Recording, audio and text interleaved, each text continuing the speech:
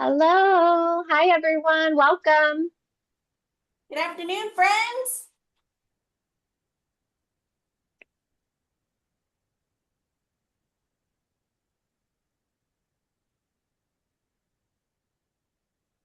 I think we still have some people joining, so we're just going to give it a couple of minutes so everyone can get into the room, and then we'll kick off with introductions. How's everyone doing today? Put a little emoji or something in the chat. Vacation, I think, is like holiday weekend. Yes.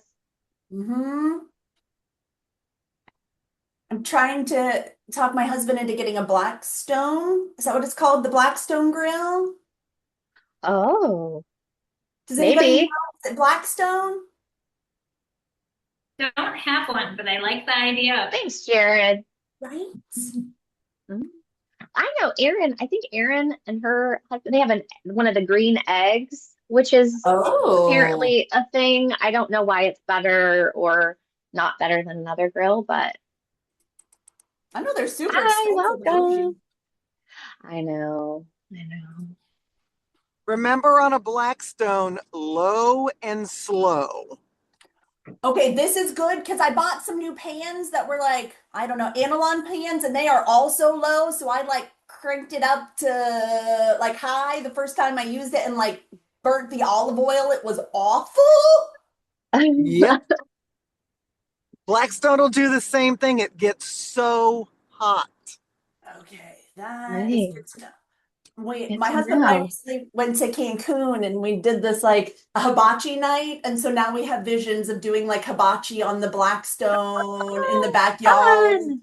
And my 12-year-old just like fawning over what amazing family memories these are as we're doing hibachi. Probably Oh, was like fun mom dreams, but this is my like, I want to use the Blackstone to do hibachi in my backyard. And I it love does it that. well. It does it well.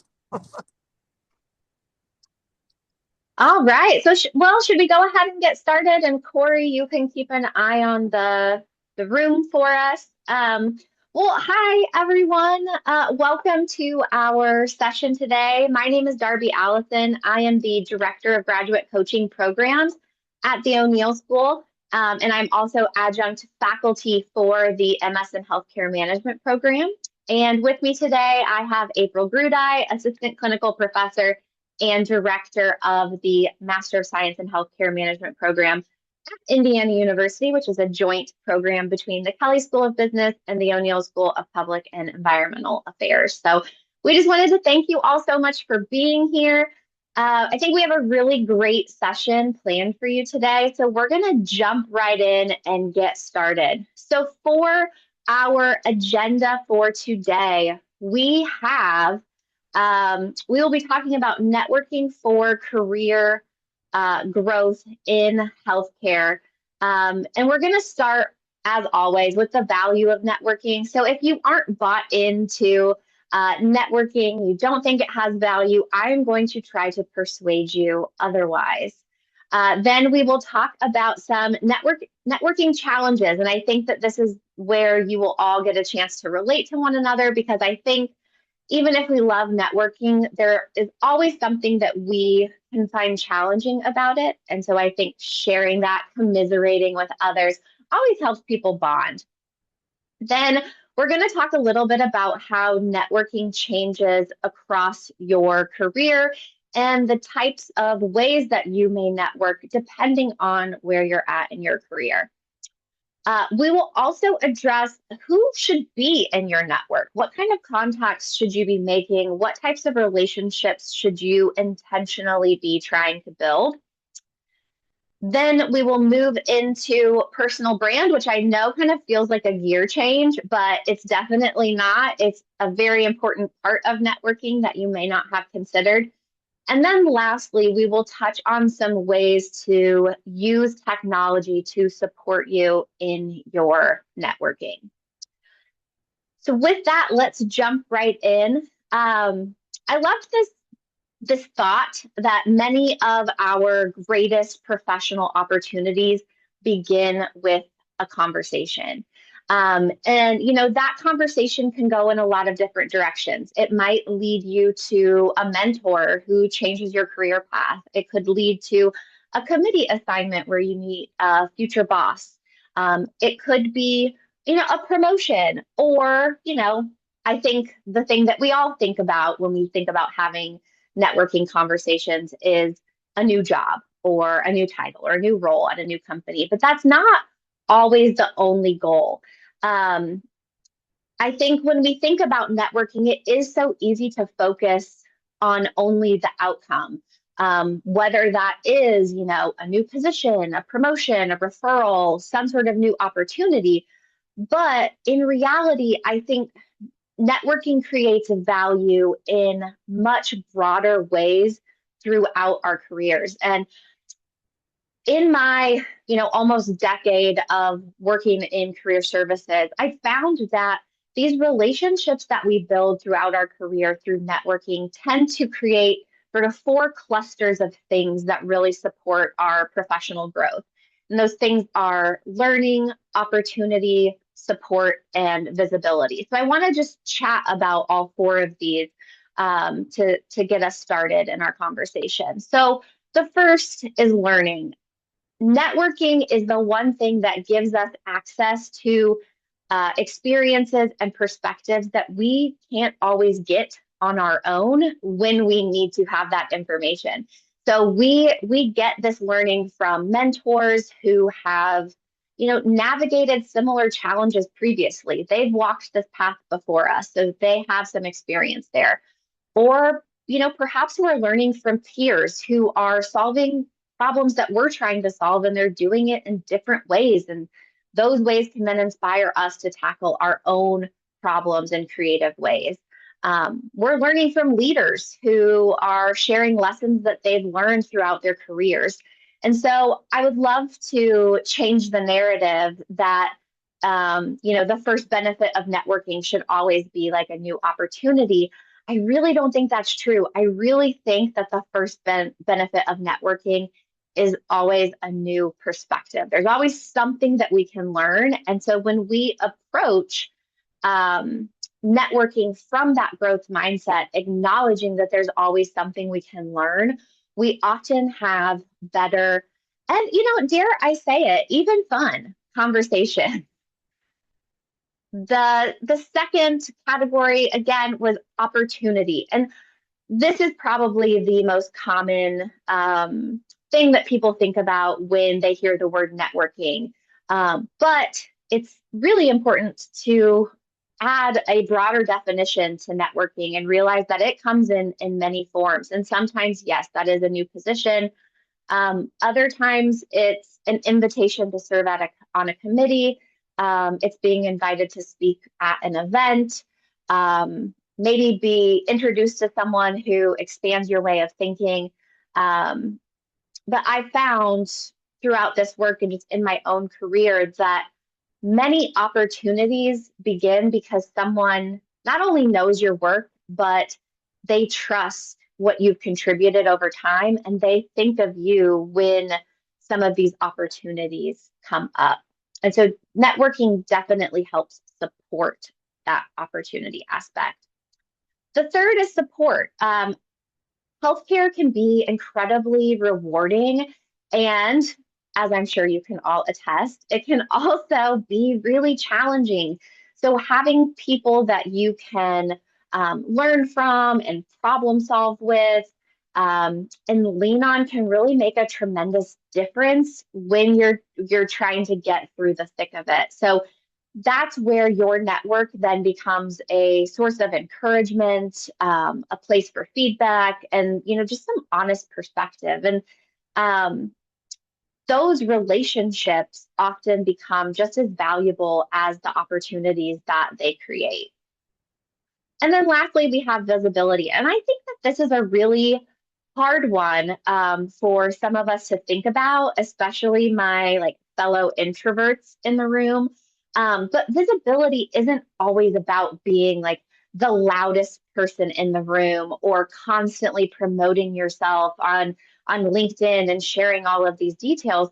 But what it is about is helping other people understand who you are, what you care about, and the value that you bring. Because when people know your work and experience your leadership consistently over time, they're much more likely to think of you when opportunities arise. And so we're going to talk about this in a little bit more depth later on when we get into personal brand.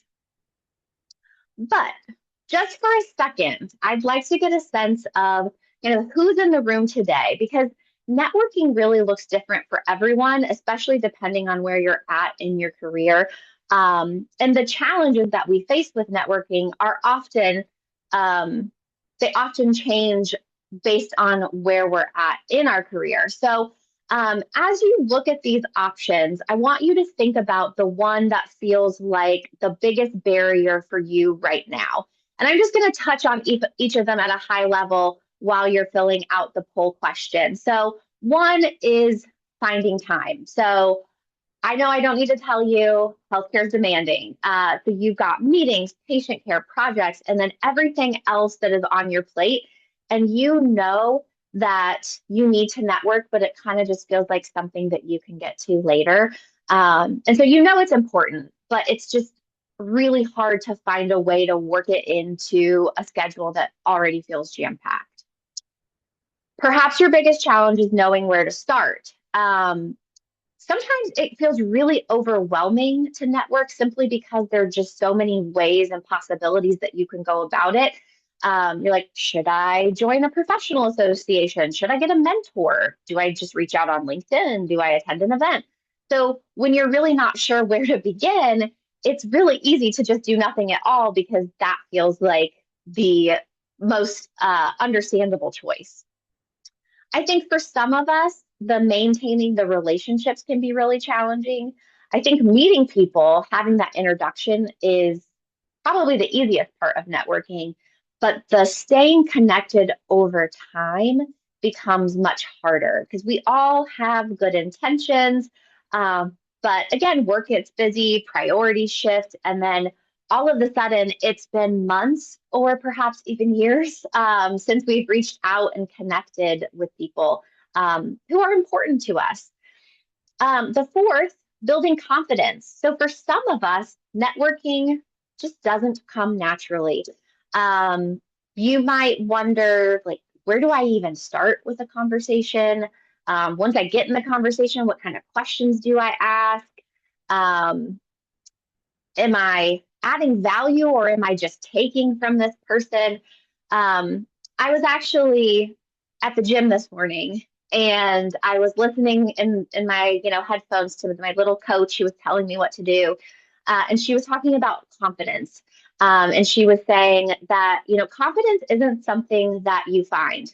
It's something that you build over time by being consistent, by showing up and doing the thing that feels uncomfortable to eventually it becomes something that you know and feel confident doing. And I think that that's a really important lesson. And I just thought it fit so well with what we were talking about today that I wanted to share it because I think we wait until we feel confident or we find something that makes us feel confident.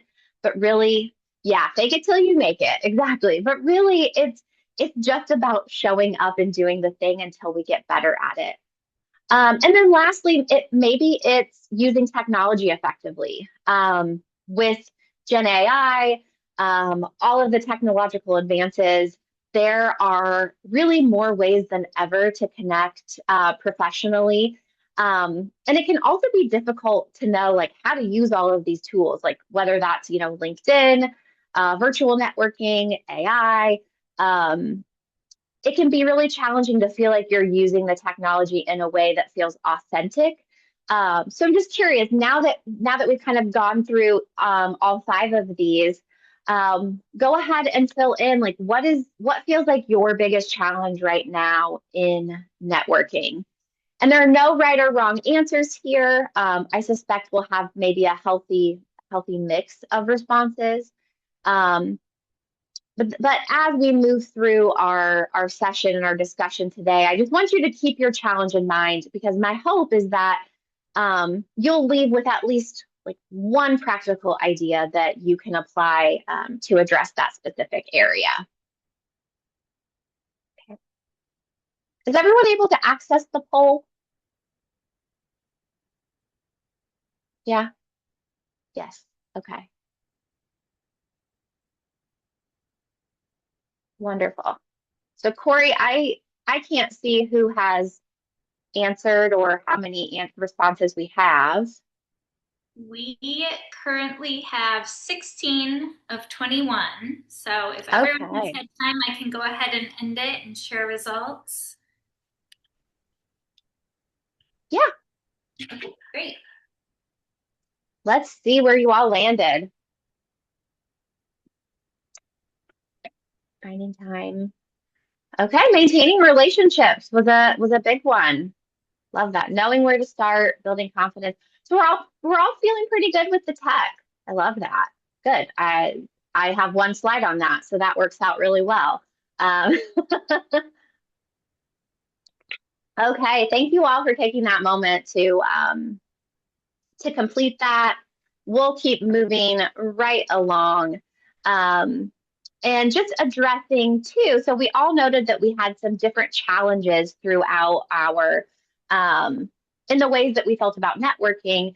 And then one of the things that I wanted to bring your attention to is that, like, throughout my career, I've noticed that, networking isn't static. The people that you need, the types of conversations that you're having, and even the reason that you're networking with someone will naturally evolve as your career progresses to different levels. So really, regardless of where you're at in your career today, there's a lot of value in understanding all three of these stages, because ideally we're going to move through each of these stages over time, or eventually maybe helping someone in one of these stages. So in that first stage of learn, we're really early in our career. So this might be someone who's just starting out, or maybe 3 to 5 years into their career. And this is where networking is primarily about learning.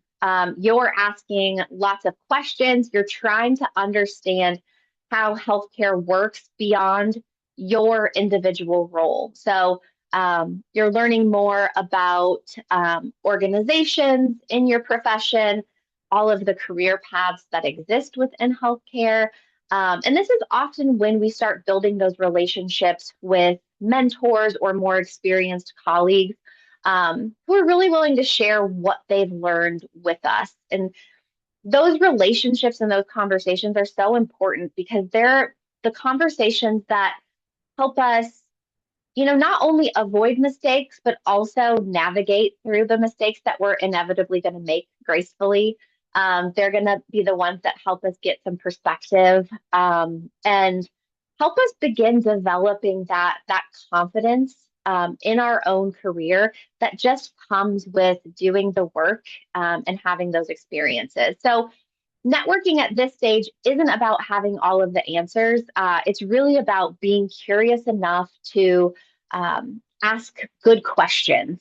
And I think this stage can be hard, especially for people in an early career, because this is where sometimes networking feels like a lot more taking than giving, because you don't necessarily have a lot to give to someone who is a bit more senior. And so it can kind of feel like you're not reciprocating in that. But just know, like, that day will come for you, and you will have your chance to pay that forward.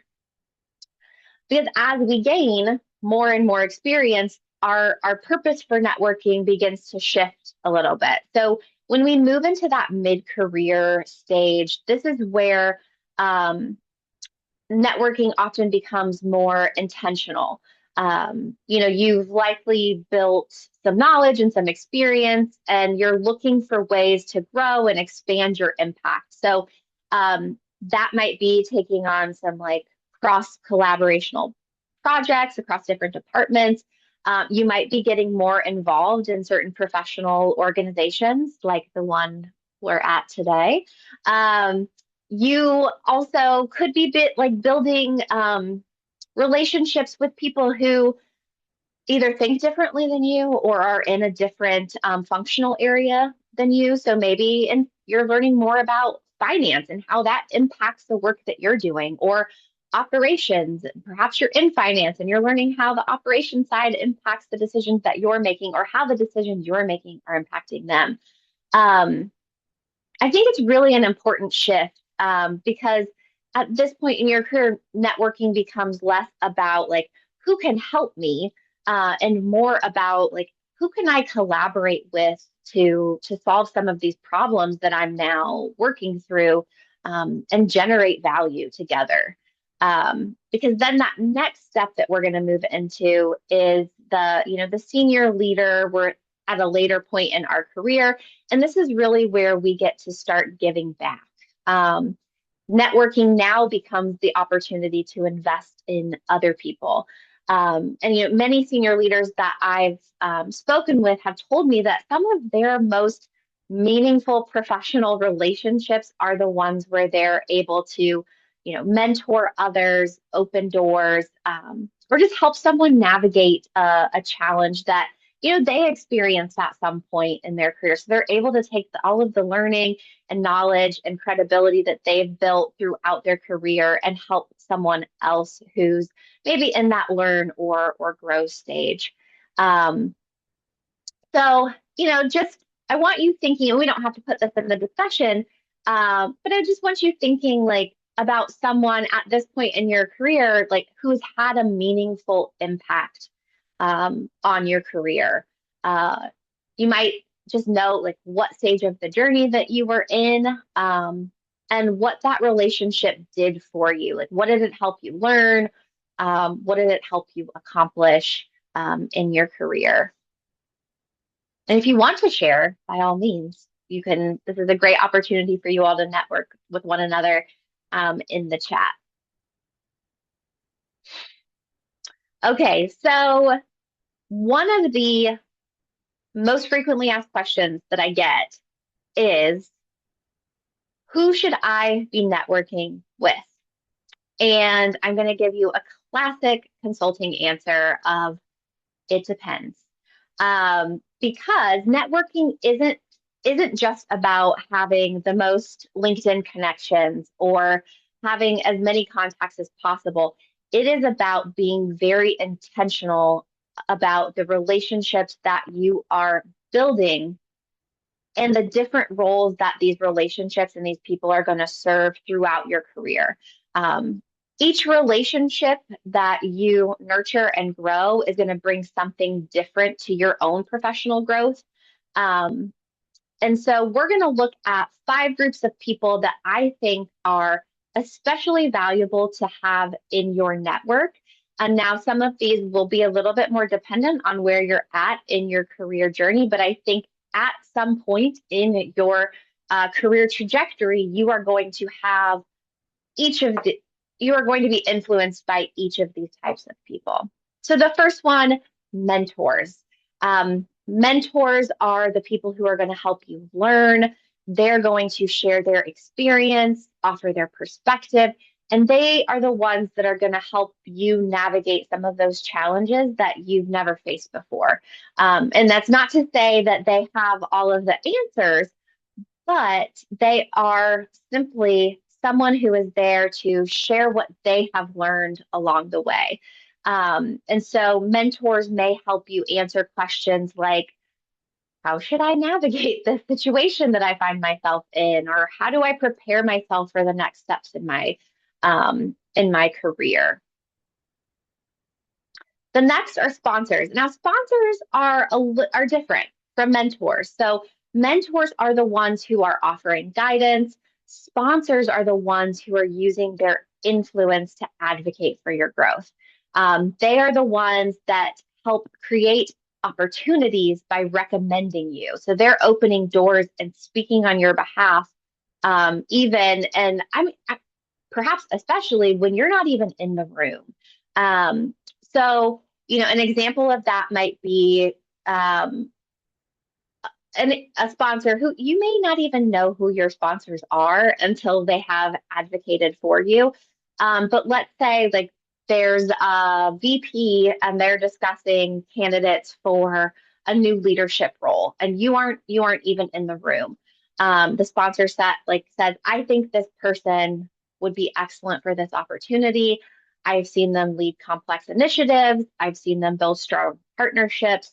They're ready to take on this challenge.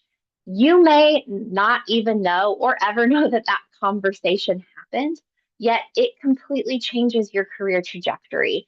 And many healthcare leaders receive promotions because someone senior says, like, I've worked with this person, they're ready. And that is sponsorship. We also have peers, and peers are what I think they're most often the relationships that we overlook, but they can become some of the most valuable relationships that we build throughout our careers. They're the ones that are providing support, they're sharing ideas, you're brainstorming with them, collaborating on challenges, and often become future leaders themselves. So a peer right now might be who you share best practices with. They may be introducing you to some of their colleagues or other people in their network. And years later, that peer may become a VP, a chief nursing officer, a CEO. Those relationships that you're building and the people that you're working alongside with often lead to opportunities later down the road. Something I've also learned in my career is just how small the world actually is, especially if you find yourself in a particular niche. It is very likely that you are going to re-encounter people that you have worked with before or people that have been a part of your life at some point, again, some point down the road. So maintaining that professional reputation and those relationships become extremely important. An obvious person who should be in your network is a healthcare leader that you look up to, that you admire. It doesn't have to be your direct leader, because what we're looking for in this is someone to help broaden your perspective. So they're going to expose you to different ways of thinking, emerging trends, and other leadership experiences that could extend beyond your own organization or role. So, like I said, they may not be a mentor for you specifically, and they may not even know you that well. However, they have something extremely valuable to you, and that is their perspective. I think healthcare is a very relationship-driven industry. And like I said before, with peers and sponsors, a lot of those opportunities do arise because leaders know your work, they've seen your contributions over time, and they understand, what you're capable of. So building relationships, however that may happen, with these healthcare leaders can help increase your visibility and expand your understanding of your profession. And then lastly, we have recruiters and employers. So these are the people who provide insight into the marketplace and future opportunities.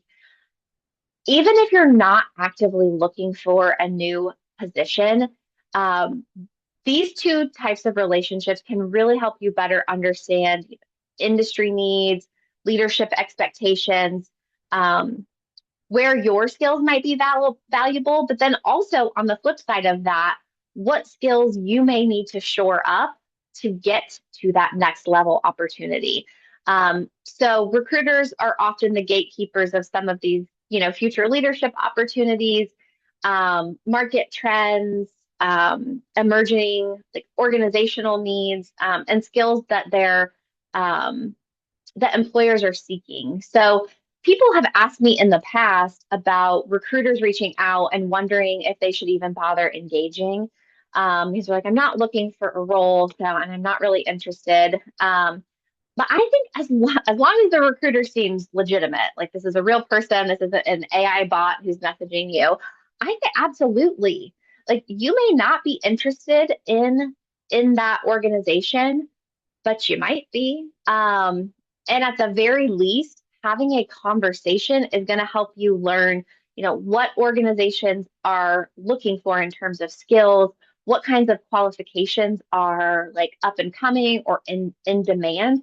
And then also how your experience that you have right now compares to what they're seeing out in the market. So even if you never pursue that opportunity, you have gained really valuable information to help you make that next career decision. And sometimes that decision is just to stay put for the time being because, maybe you're in the best position possible for you at this given time. But then that's great. You now know that. And so you can continue to move forward with peace of mind, knowing like, yep, this is the spot for me. This is where I need to be. But then you also have that information to kind of determine what comes next.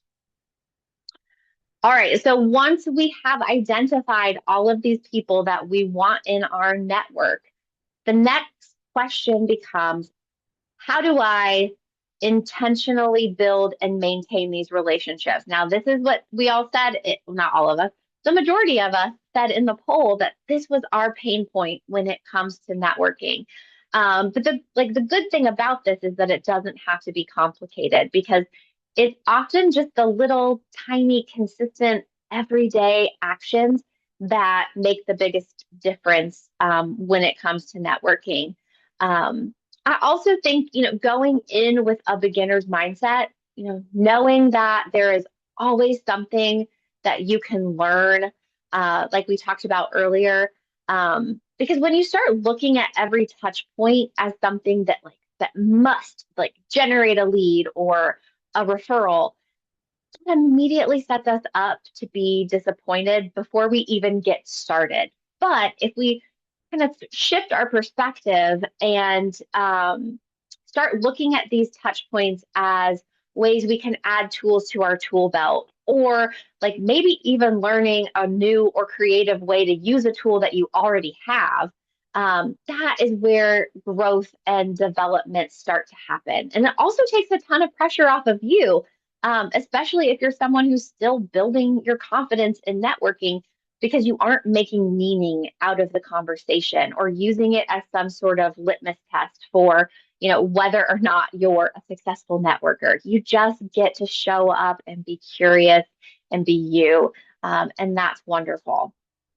All right, so let's look at some of the ideas for where we can start building and cultivating these relationships. And hey, look, you're already here at an ACHE chapter event. So things like this are going to provide you with opportunities to build relationships with other healthcare professionals, in your local market and beyond. So really, you get the opportunity in events like these to connect with people who understand, the unique challenges within healthcare and within healthcare leadership. So being consistent and participating can help increase your visibility and help you develop some of those meaningful professional relationships over time. And I swear ACHE did not give me a kickback to promote that because, and you'll know this by my next point, because I'm going to encourage you to participate in other healthcare associations. Because while this organization may be your professional home, there's definitely value in expanding your network through other specialty organizations, industry groups, or healthcare associations that are specifically aligned with your interests. So these groups are great for exposing you to different perspectives, some trends, and then professionals just outside of your immediate circle. So that's definitely something to keep in mind. Another opportunity is attending webinars and conferences, just like this one.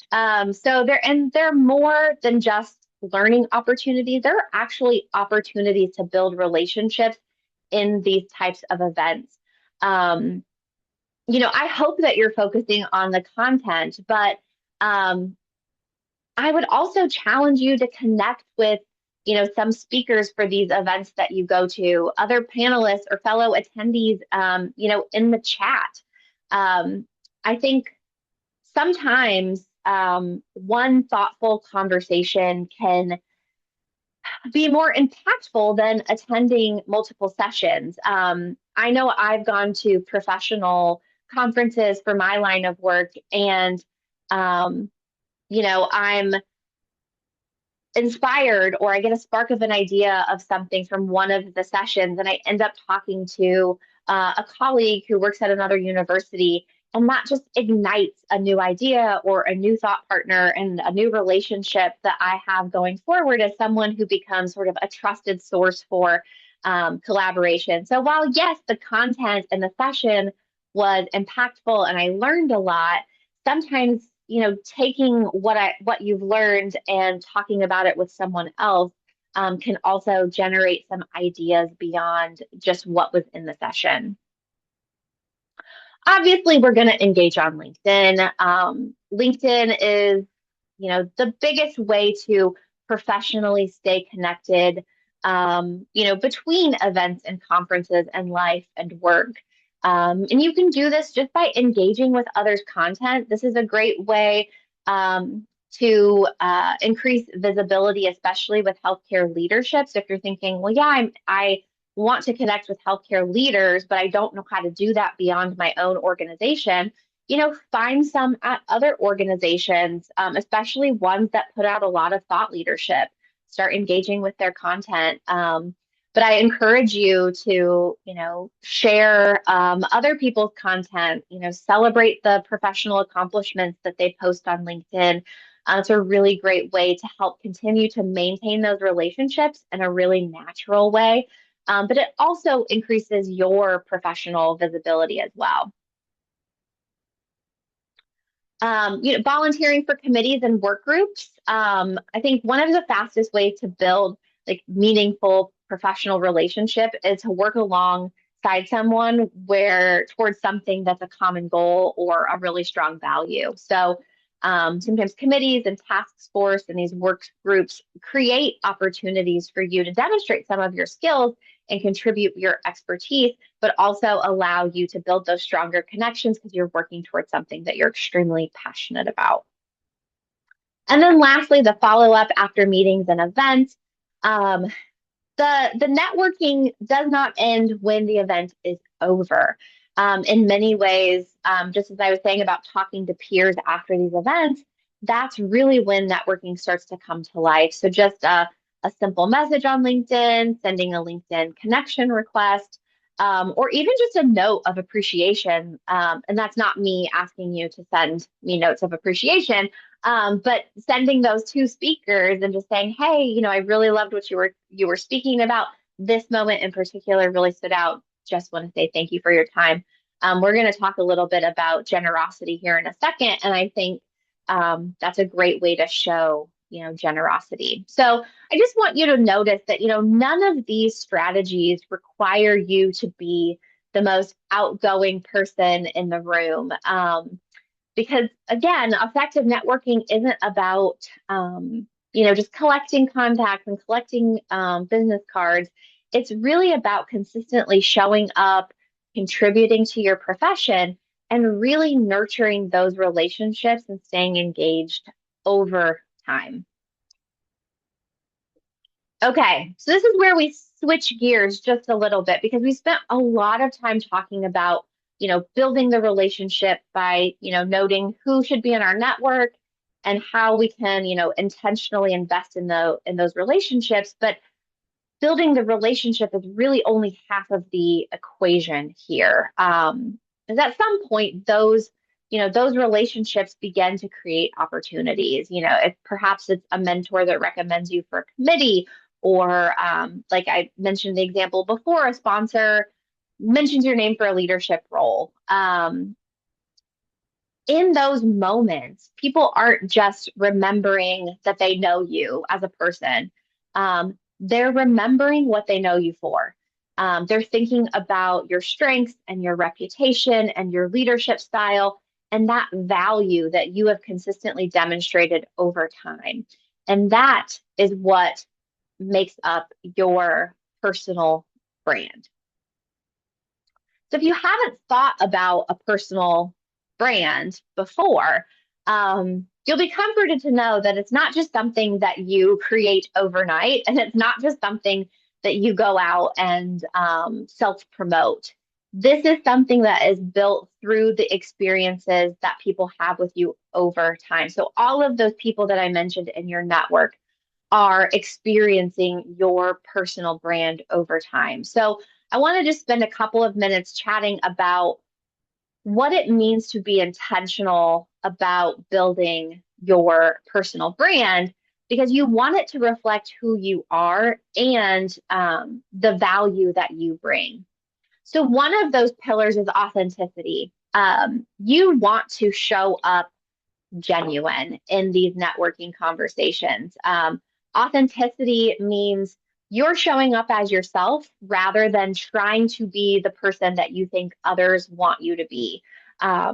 People can connect more deeply with genuine conversations, rather than like the most polished or most rehearsed elevator pitch. So when you're networking, authenticity means being honest about your experiences, not overinflating them to sound super impressive.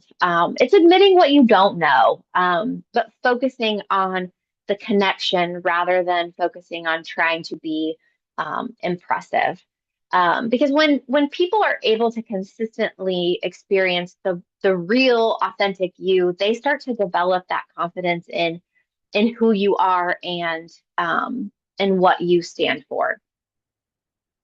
The next pillar is consistency. This is so important when it comes to personal brand, because you want to deliver the same message and experience across all platforms, across all interactions. So, consistency means like that everyone experiences the same version of you, regardless of where they encounter you. So, your LinkedIn profile, when people meet you at a conference, when you apply to a job, what's on your resume matches who you are, that the person that shows up in the interview. They should all be reinforcing the same message, because that message, the consistency of it, is what supports others' confidence in you.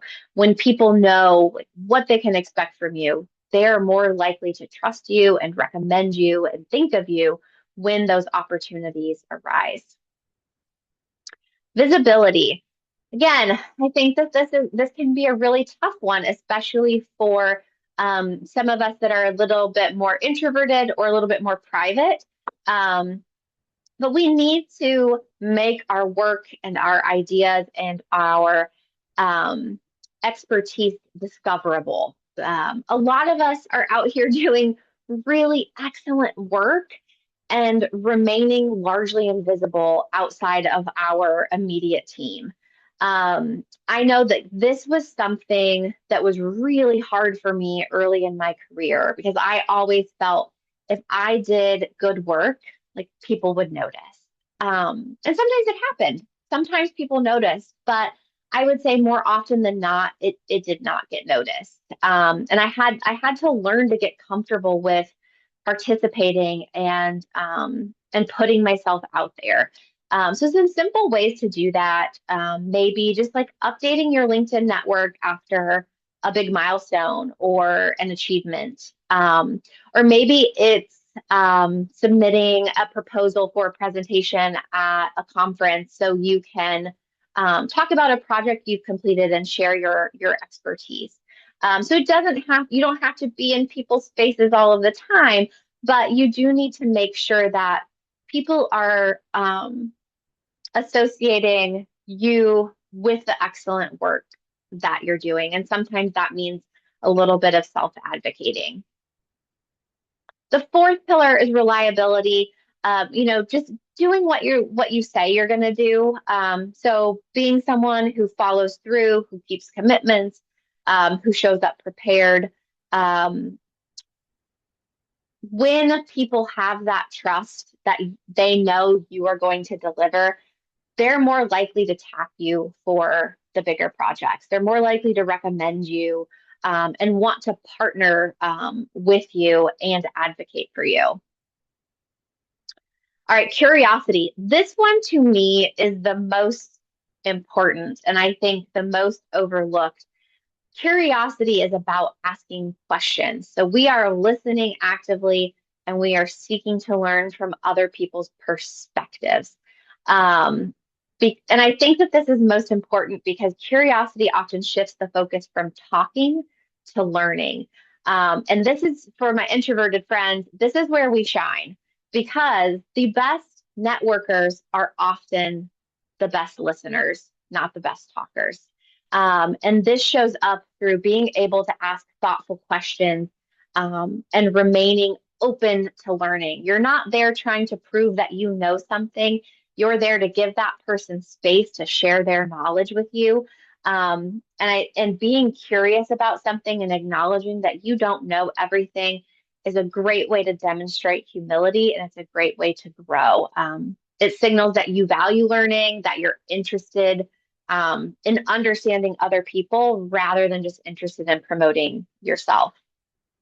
And then the last one is generosity. So I gave a little preview of this earlier, but being someone who helps other people, being someone who shares resources, who makes introductions without expecting anything in return.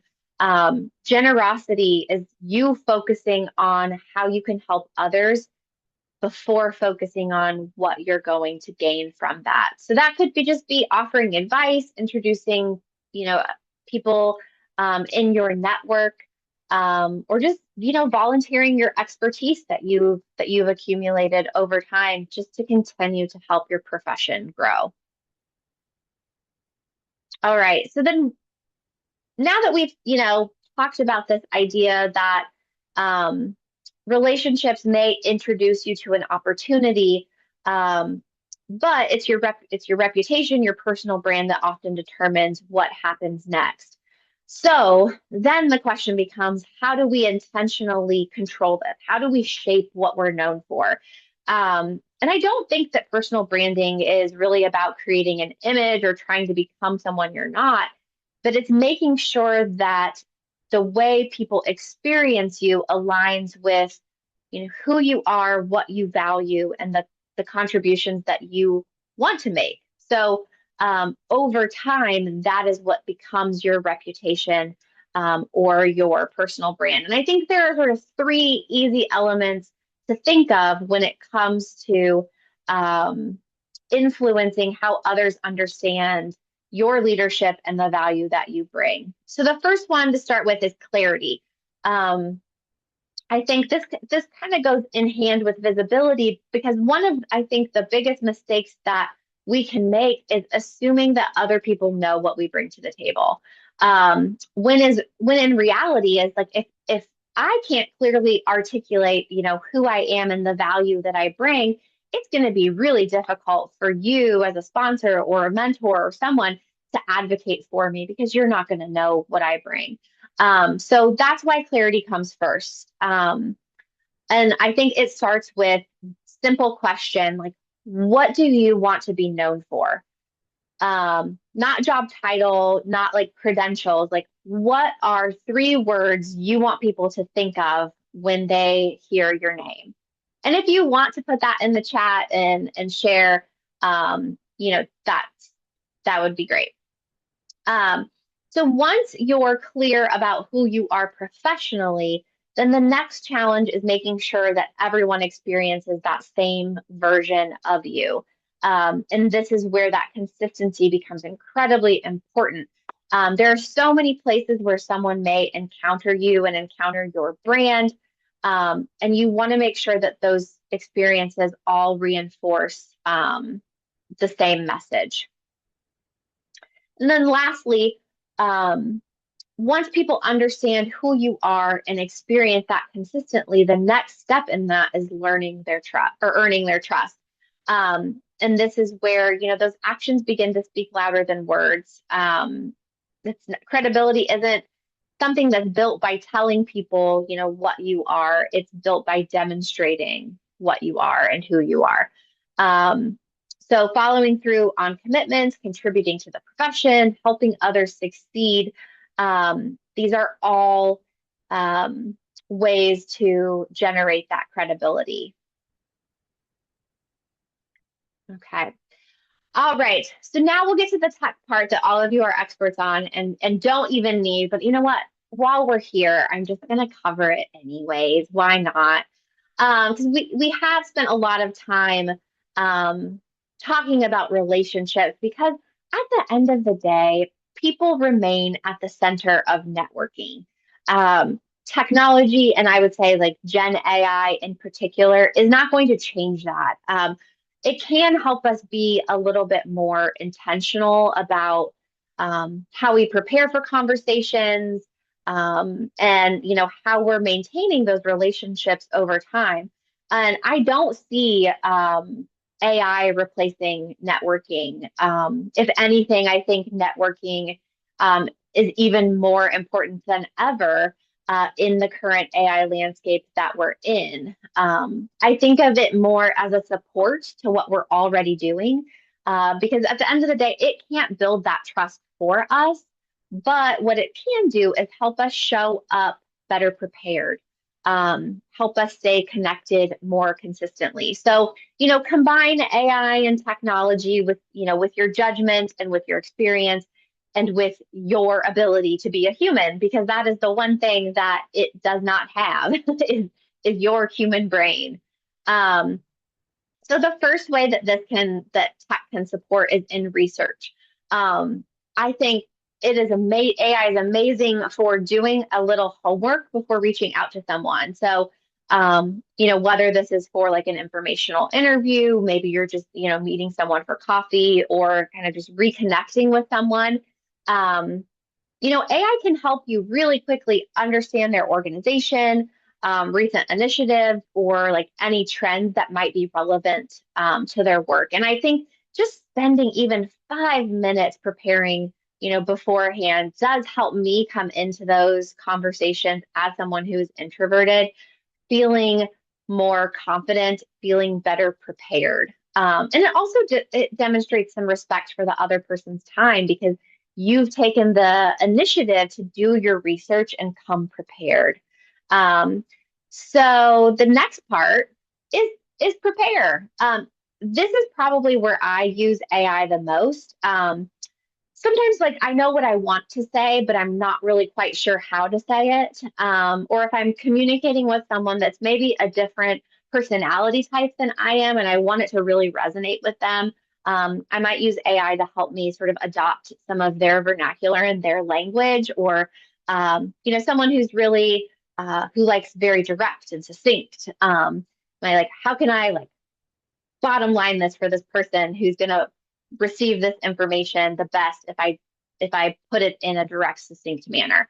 I also like using it to review my LinkedIn profile, my bio, not for it to rewrite it for me, but just to make sure it's reflective of my professional brand, and making sure that I'm, communicating information that's consistent with the rest of all of my, professional materials like resumes and cover letters and things like that.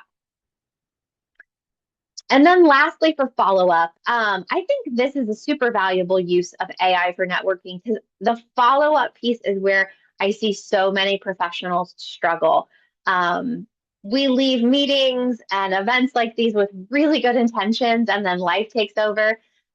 So AI can be good for helping you organize your notes, drafting a follow-up message, and I think this one is where it's the most helpful, helping you like reconnect with someone you haven't spoken with in a really long time. So I've had a lot of people I coach who said, I had this really great networking conversation, but it was 6 months ago and I want to reach back out to them, but I don't know how. But using AI to help you generate a message that feels authentic, but also honest and warm and natural to reconnect. So it might be something like, help me write a warm professional email, reconnecting with a former contact that I haven't spoken to in 6 months. I'd like to, catch up with them and reestablish the relationship, but I don't want it to feel transactional. One of the, I think this is like a pro tip, but one of the things I have done with my Gen AI is I have given it my Kiersey or like Myers-Briggs personality type, to help me craft messages. So that they actually sound more like something I would say. And I think this has been a big time saver for me because I don't have to go back as much and back and forth and tweak it for the wording and messaging as much as I had been. And it's also really helpful for networking because it knows like what's valuable and important to me based on that 4-letter type. And you could do this with all kinds of assessments like strengths finders and things like that. But I just think that's been something that's been an absolute game changer for me. Okay. Just a quick action plan on what to do this week. I want to make sure we just save enough time. 4 things that you can do. Update your LinkedIn profile. One of the first places that people are going to look for you. 2, try to find a networking event that you can attend. 3, schedule 1 informational interview. And then 4, practice using AI or some sort of tech to update one of your professional assets with those 3 brand words that you wanted people to use to identify you. And now I'm going to pass it over to April Grudi, who's going to talk to you a little bit about our amazing Master of Science in Healthcare Management program. Everyone, most of you received a LinkedIn friend request from me while we were here? Why, yes, you did. Look for it, accept it. If you didn't receive a request, it's because I couldn't find you. So hit me up. I want to be friends. And I want to make sure that we have like at least 1 minute for questions. So I'll go really quick. If you are wanting to get involved in that mentoring role where you're wanting to serve as a mentor for a student, you're wanting to give back, you're feeling generous and want to serve as that guide, we have a Master of Science in Healthcare Management degree where we take mid-career professionals and help them get to that next level. So if that's something that you're interested in, let me know and I'd love to have further conversations. If you don't have a master's degree and are looking to take your career to the next level, hit me up, whether that's for me having a mentoring conversation or for an education, let me know. But I want to make sure that I give at least a minute or 2 for questions. So I'm April. I'll put my email in the chat. I'm always up for making new friends, so I hope to hear from some of you, and I will open it up for questions. Darbe, you did a great job. Thank you. Oh, thank you all so much. I should have made that a little shorter, but there's so much information there, and I will share the slide deck out as well. And I will give that to Corey, so she has that, and she'll get that out to you. But yes, if there are any questions that you have, I know we only have 2 minutes. I want to be mindful of everyone's time, but I also want to thank you all so much for being here. It's been so great engaging with all of you today.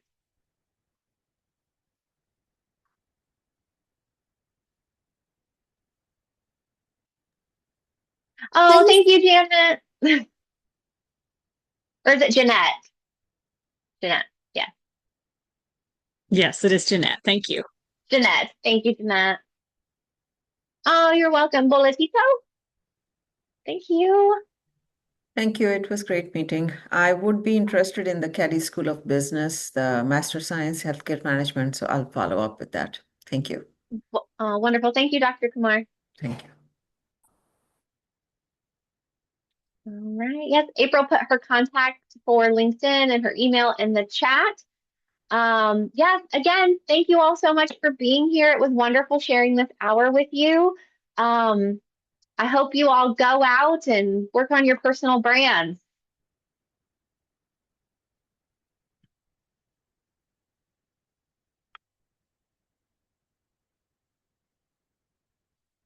Love it.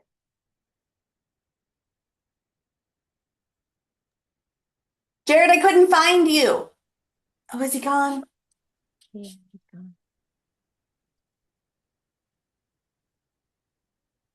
You're welcome. Thank you.